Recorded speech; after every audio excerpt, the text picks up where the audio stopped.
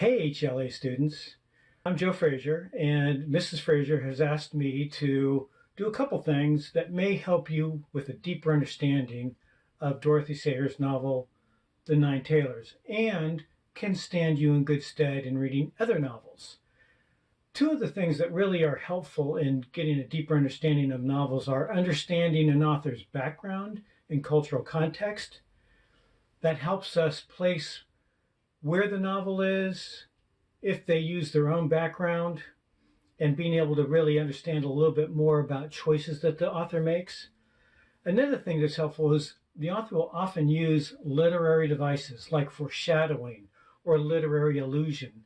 And so I'm going to go through just a few examples of being able to do that in The Nine Tailors. I hope this is helpful and helps you get a little bit deeper understanding of Dorothy Sayers' novel, The Nine Tailors. One of the caveats that I would like to give you is that there's some places that may be a little bit of a slog, a slow read, especially when she gets into technical details of change ringing, the very English art of bell ringing with large bells that's done in a sort of mathematically precise way. It doesn't really sound like music to us. It may just sound like random patterns or patterns repeated over and over again, but it's a big deal over there, and she gets into it with a lot of gusto. If that gets to be a bit much, don't worry about getting into the details of how they do the patterns or who's ringing what. Just continue to read on past that section because I don't want that to really get in the way of you being able to enjoy the book. But also read enough of it to really appreciate the precise nature and the effort that people go through to be able to do change ringing. Anyway, I hope this helps, and I hope you like Nine Tailors as much as I did. Thanks. So let's talk a little bit about her background.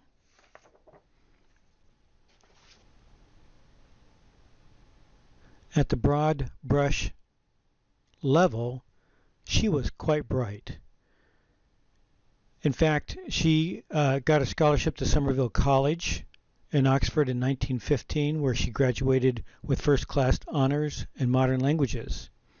However, she's a woman, so she actually didn't get a degree until much later on when Oxford recognized the women who had gone through previously. So rarely did women go through Oxford, and even more rarely did they get a first-class honors.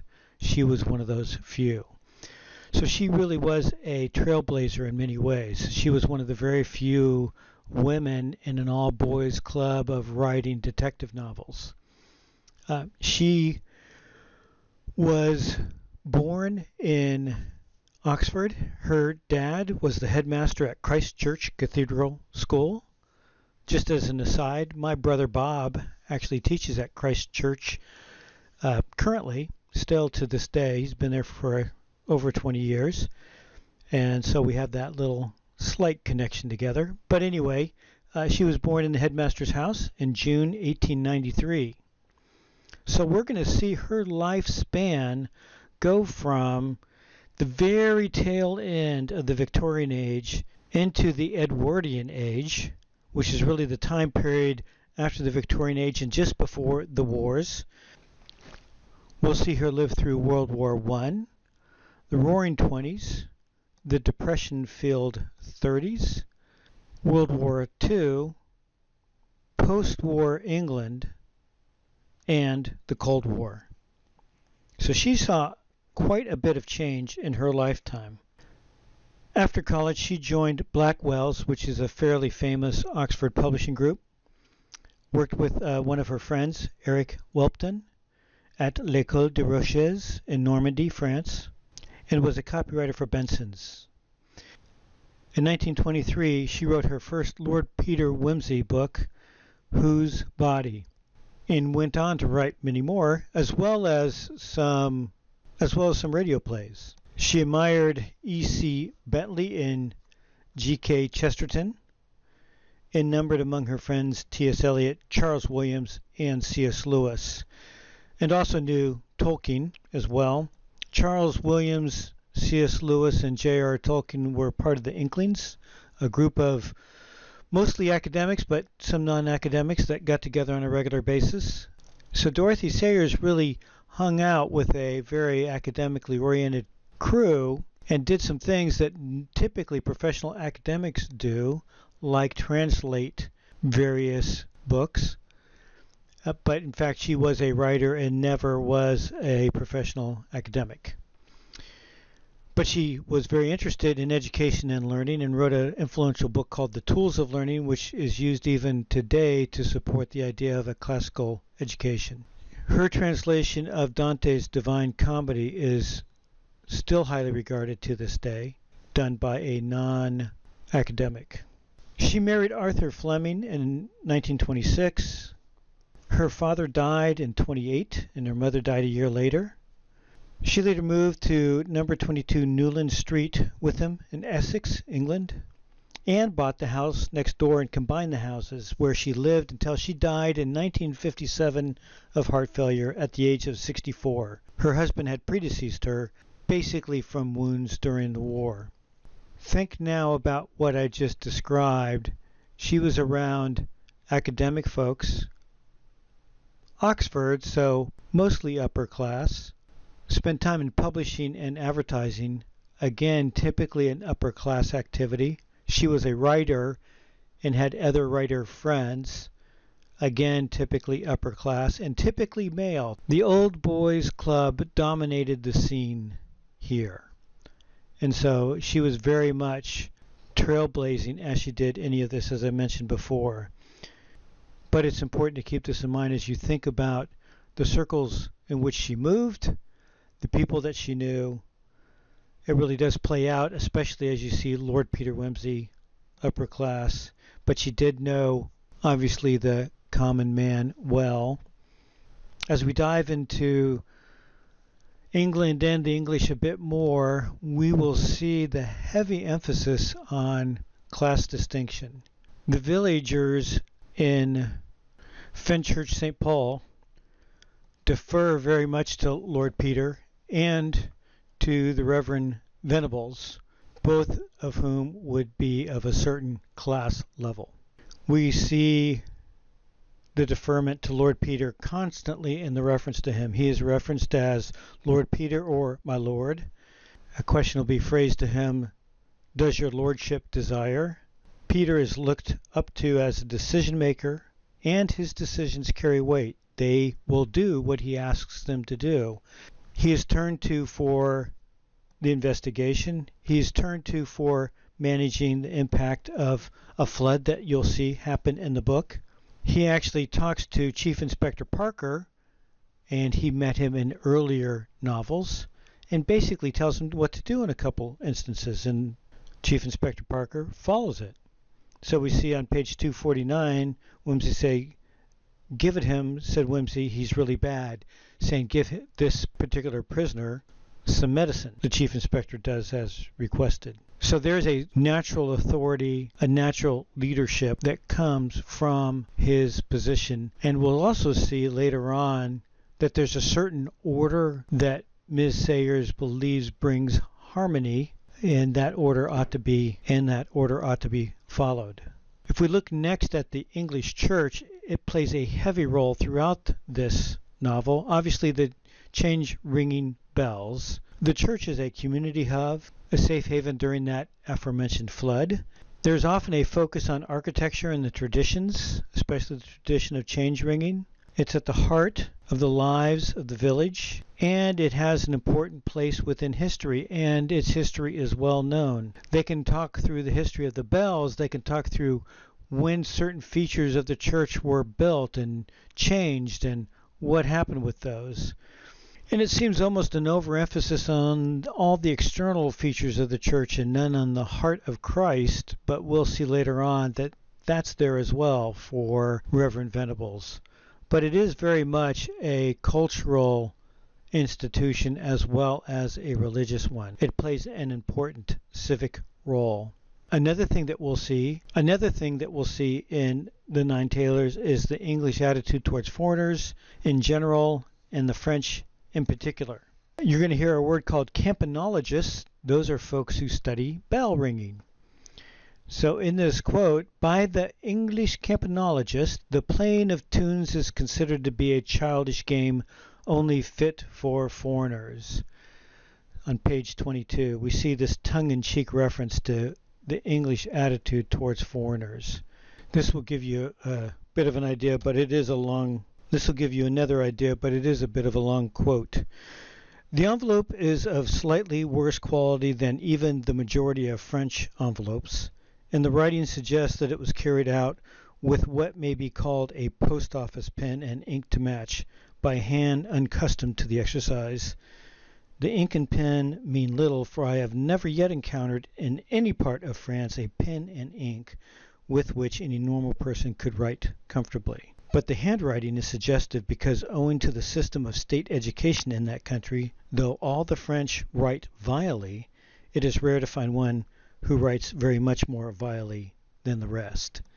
So clearly a little commentary on French, their education, and their ability to write a decent letter. Dorothy Sayers has a tendency to embed herself in her novels. There's a character you see, Miss Hilary Thorpe. I think you'll find that she's really a play on Miss Sayers herself. And I'll go through a couple examples of why I think that's the case. She also creates a character called Harriet Vale in 4 books. Well, the last one's really a script for a radio play, but Strong Poison, Have His Carcass, Gouty Night, and Busman's Honeymoon. Ms. Vale begins a relationship through those novels with Lord Peter Wimsey, and eventually they marry. And she very much is a thinly veiled version of Dorothy Sayers herself. So now we'll see a quote that's somewhat lengthy that shows why I believe she is a version of Dorothy Sayers. She and her dad are having a conversation. There'll be enough to send you to Oxford, I dare say. Girls don't seem to cost much there. Your uncle will see to it. Yes, and I'm going to get a scholarship anyway.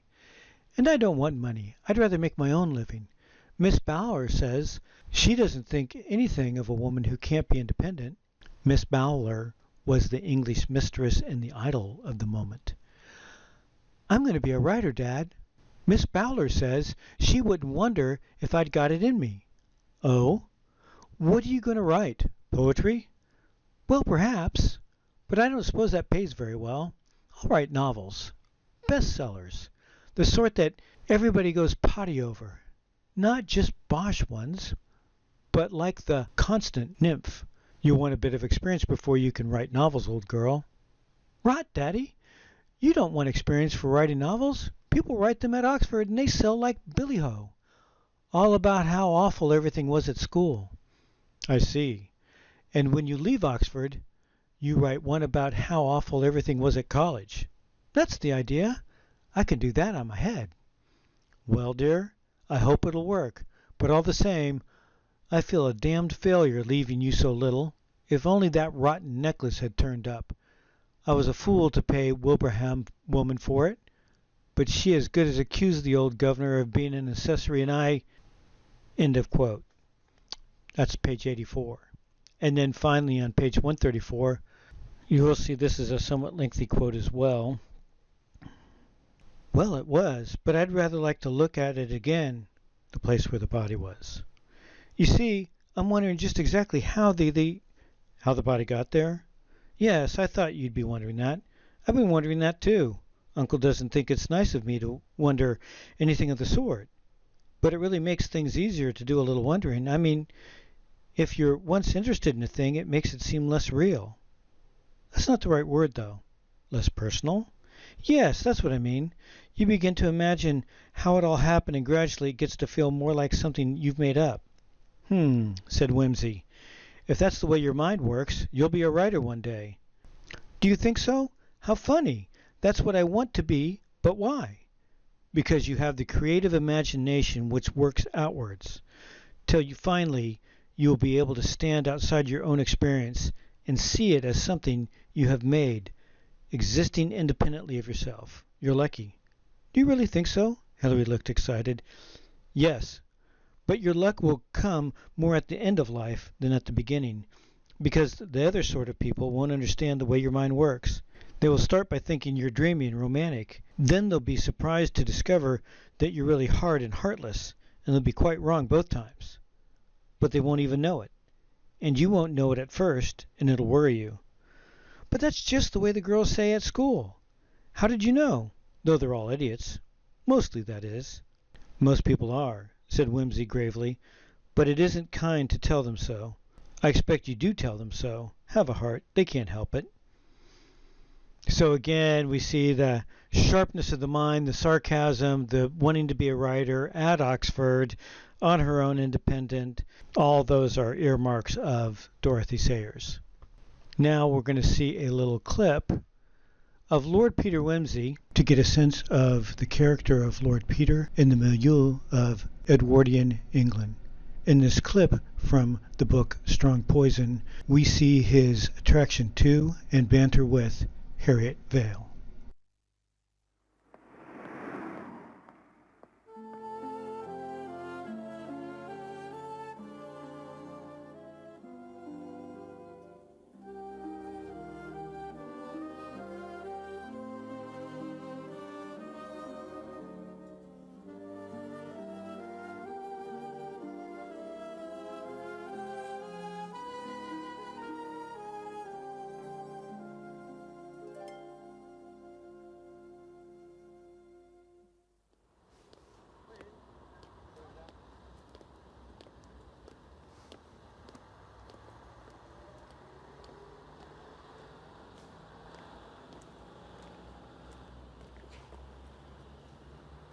Has given an explanation of these purchases, which you might consider for what it's worth.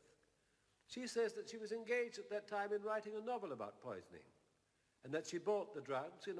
Been buzzing like a bee.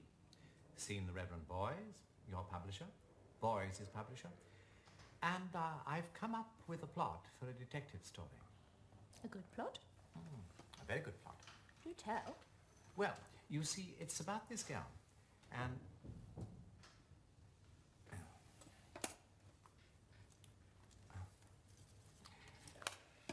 who writes books. Detective stories, actually. And she has a friend who also writes books. I bet she's a sweetie at home. Neither of them are bestsellers, you see, just novelists. That's the kind of thing that might happen.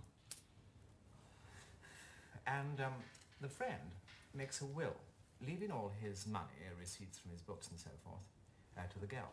I see. Now, the girl, who's got rather fed up with him, don't you know, comes up with a grand scoop to turn them both into bestsellers. Yes. She polishes him off by the very method she's used in her latest crime thriller. A daring stroke. And of course, his books immediately become bestsellers and she grabs the pool. Most ingenious. It's an entirely new motive for murder. It's a thing I've been looking for years. Don't you think it'd be a little dangerous? She might be accused of the murder. Oh, well then her books would become bestsellers too.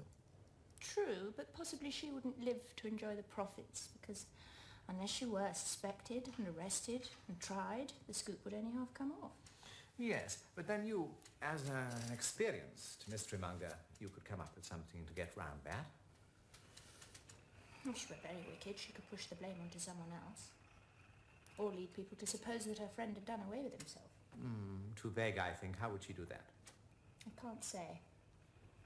I'll give it careful thought and let you know. Here's an idea. She's a person with monomania. There's somebody she wishes to benefit who's badly in need of money. Father or mother, sister, lover. She makes out a will in his or her favour, allows herself to be condemned for the crime, knowing that the beloved object will then inherit. How's that? Very, very good, but there's a snag.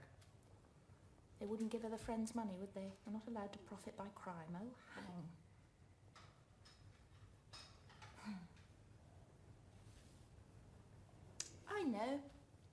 She could make over a deed of gift. Yes, look. If she did that, immediately after the murder, a deed of gift of everything she possessed, that would include everything she came into under the friend's will. It would then all go to the beloved object, and I don't believe the law could stop it. You're too clever by half. Shall we write it? Let's. Only, you know, I'm sure we won't get the chance. You're not to say that. You ought to keep smiling. It suits you.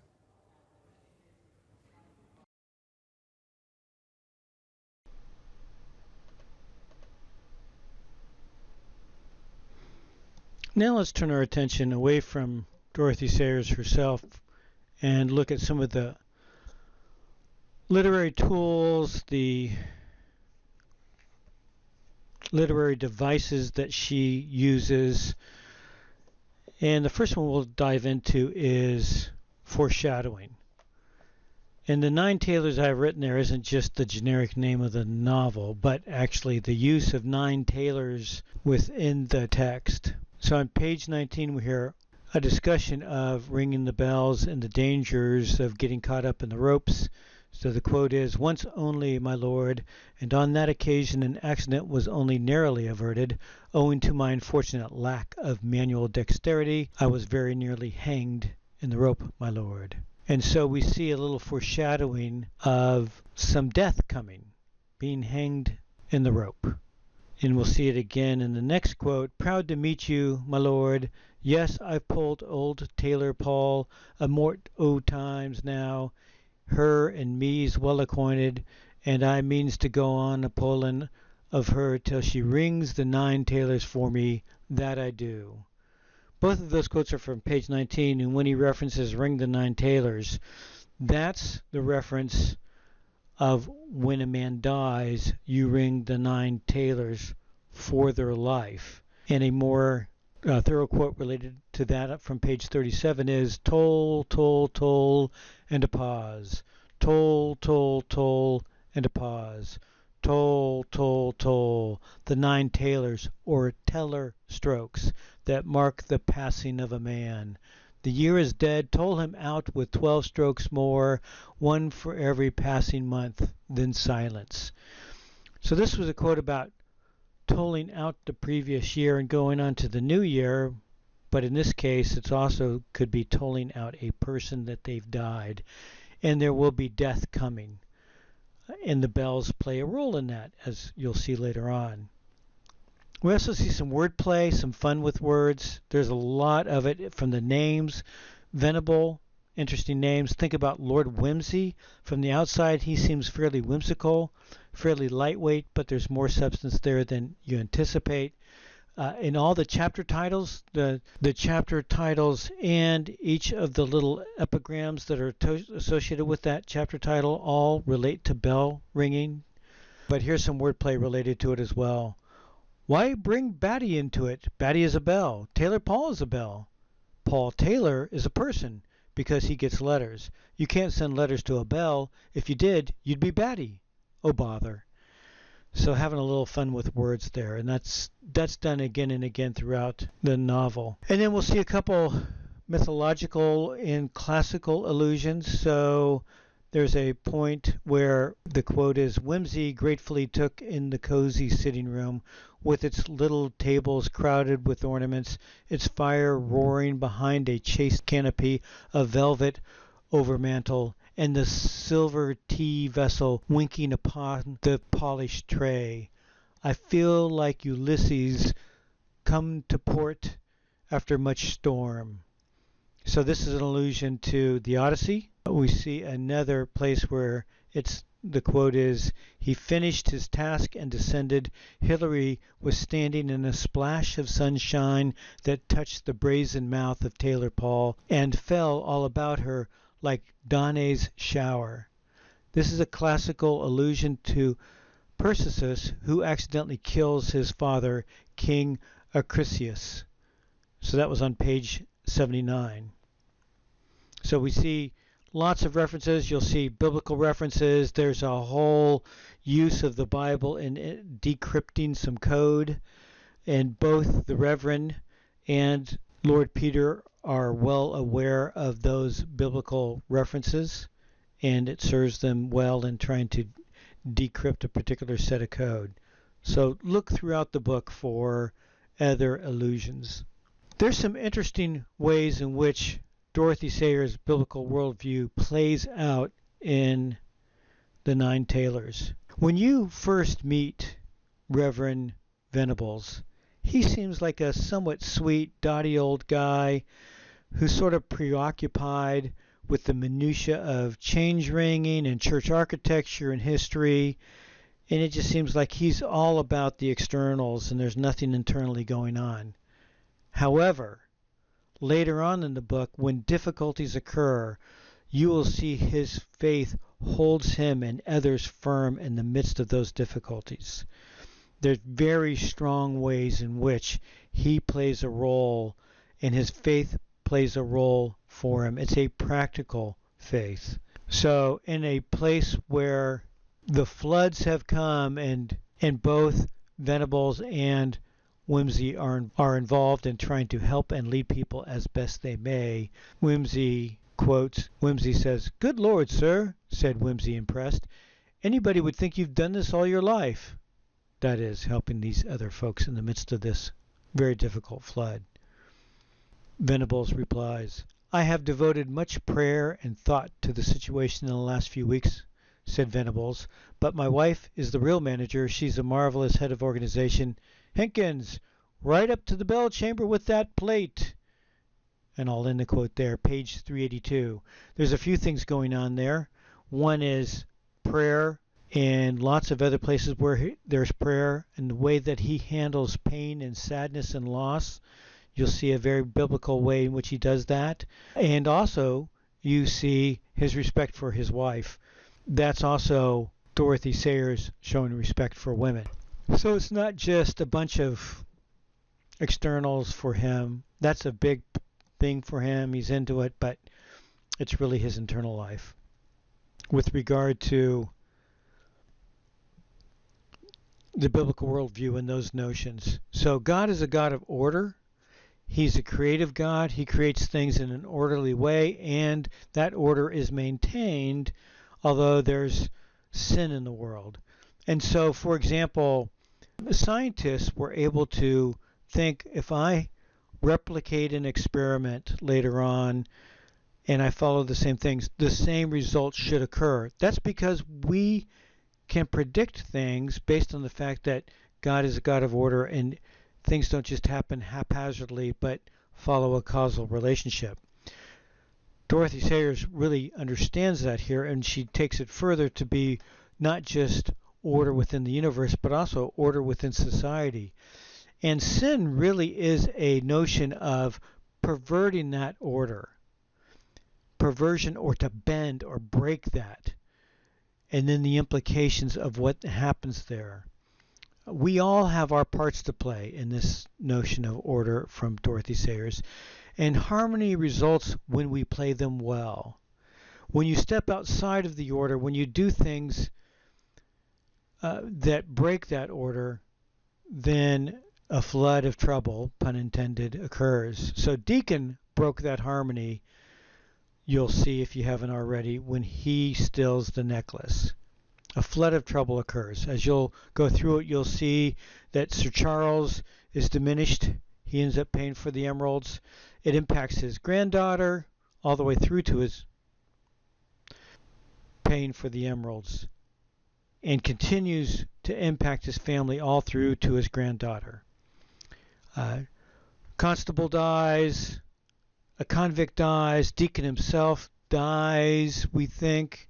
You'll see that through the book. I don't want to give too many spoilers away. There's just a lot of payment for others as well, for Deacon's wife, for other family members.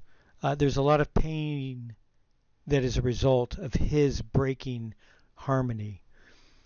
We also see that happen with the natural order. The sluice gates aren't managed well. There is flooding coming through, and it's not managed through the dike and sluice gate system the way it should be, and so it's not designed with harmony with the countryside, and a couple people die. I won't tell you who. I'll let you figure that out. And villages are flooded and difficulties ensue. That's another example of disharmony where the design of the dikes and the sluice gates aren't designed well with the harmony of the countryside in mind.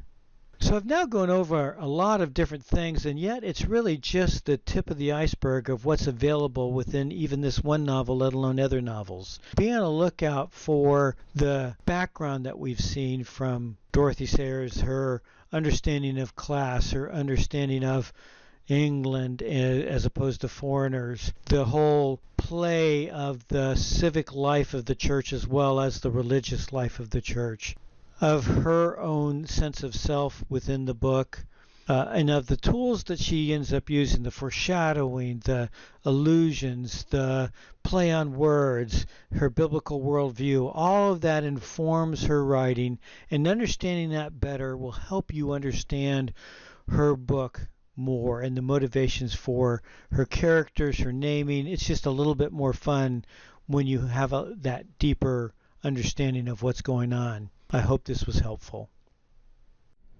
Finally, let's take a brief peek into the world of chains bell ringing through a couple of snippets from the documentary The Craft of Bellringing.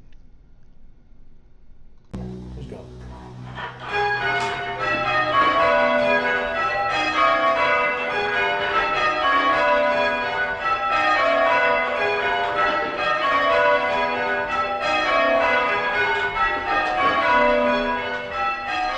This film tells the story of the English art of bell ringing, which has been practiced and developed for over 300 years. 3 to